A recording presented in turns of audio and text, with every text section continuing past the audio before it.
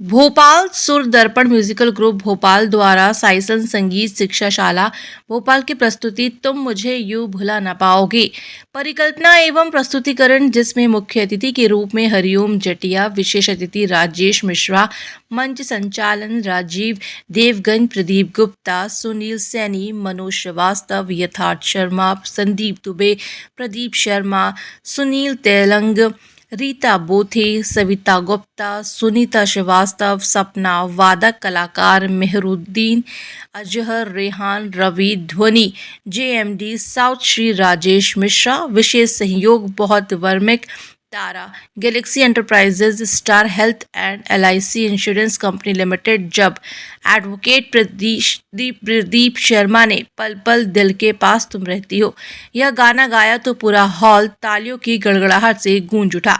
इस अवसर पर सभी ने अपने अपने संगीत की छटा बिखेरी।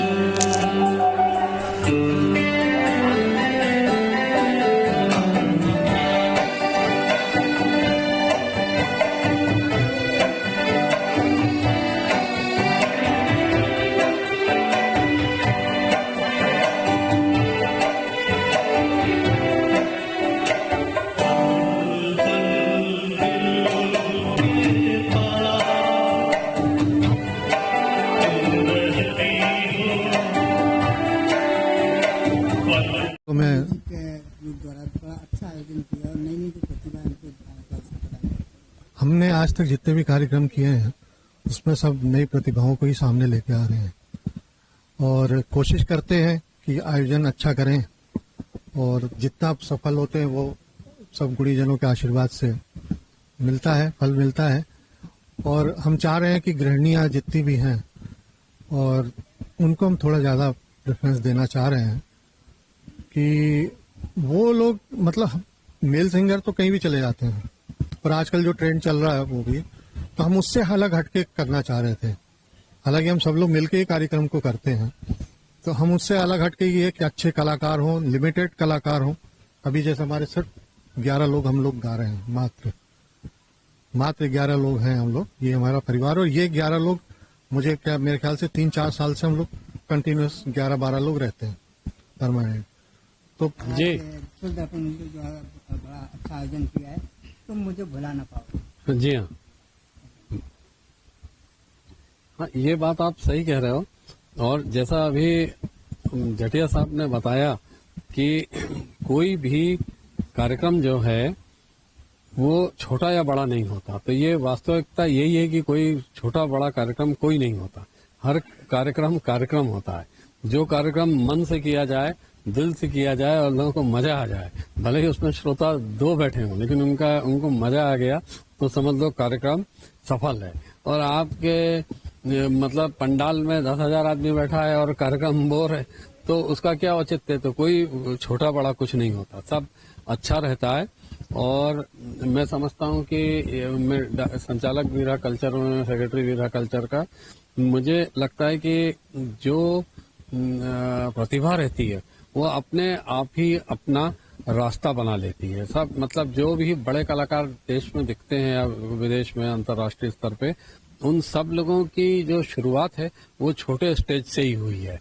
और इसलिए मैं ये बहुत अच्छी चीज है। अब जैसे मान लीजिए कुछ लोग जैसे प्रदीप शर्मा है तो अब ये एडवोकेट है, तो अब ये प्रोफेशनल गायक नहीं है, तो ये अपना शौकिया गा रहे हैं। लेकिन जो लोग प्रोफेशनल गा रहे हैं तो वो लोग धीरे धीरे करके अपना राह बनाते हैं, ऐसा नहीं है। मेरे यहाँ देखिए बहुत सारे ऑर्केस्ट्रा जो हैं अपने भोपाल के, ये सब कलाकार ये साल भर यही करते हैं, मतलब इनको काम मिलता है ऑर्केस्ट्रा का। तो ये देखिए कि वो जो इनकी का जो हुनर है तो वो इनको नाम भी देता है, शान भी बनती है आपकी और आर्थिक लाभ भी देता है। तो ये बहुत अच्छा काम है।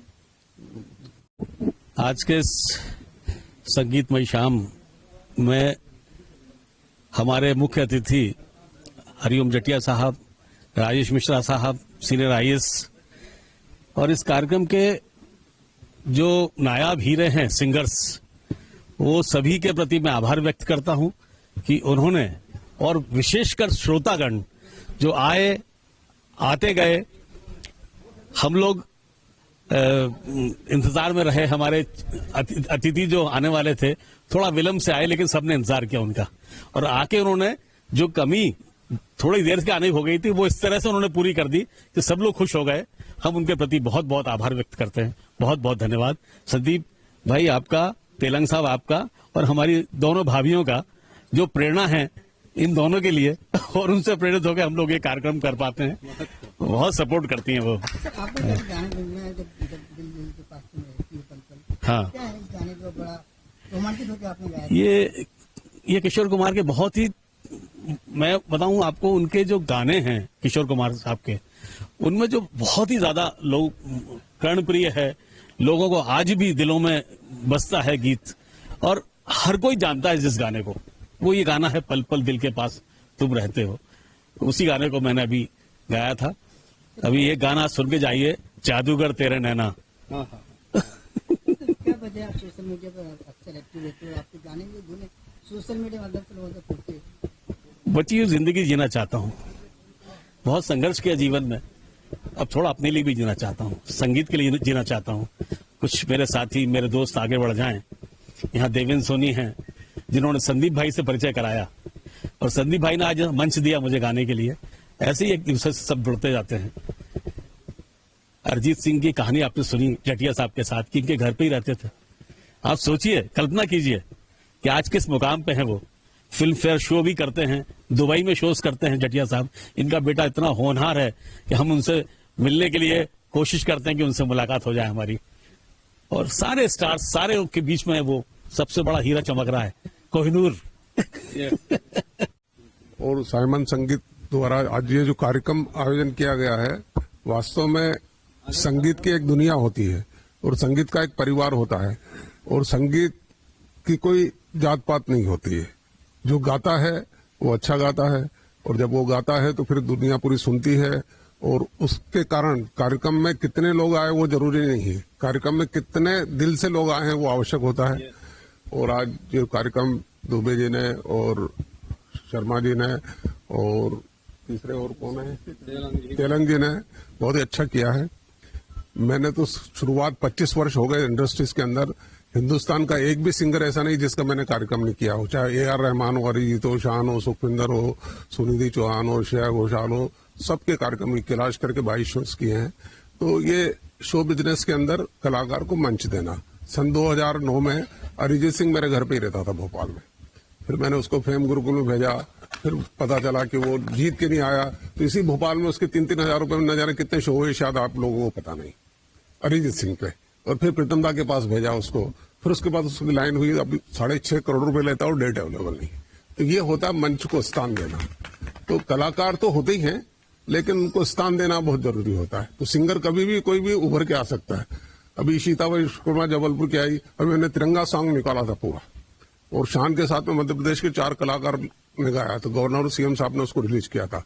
तो मैं नए कलाकारों को मौका देता रहता हूँ, और कोई भी कलाकार होता है, किसी तरह की कोई आवश्यकता होती है। और हर कार्यक्रम में मैंने प्रदीप जी को कह रखा है कि कभी भी किसी तरह की आर्थिक सहयोग हो, लगभग यहाँ जितने भी कार्यक्रम होते हैं कहीं न कहीं छोटा मोटा में सहयोग करता ही हो, क्योंकि ये पुराने कला को जीवित रखना ये कोई छोटी मोटी बात नहीं है। आप लोग जो इतने पुराने लोग हो और दिल से करते हो कार्यक्रम, तो ये संगीत का आनंद लेते हैं, और इस प्रकार से ऐसे कार्यक्रम होते रहना चाहिए।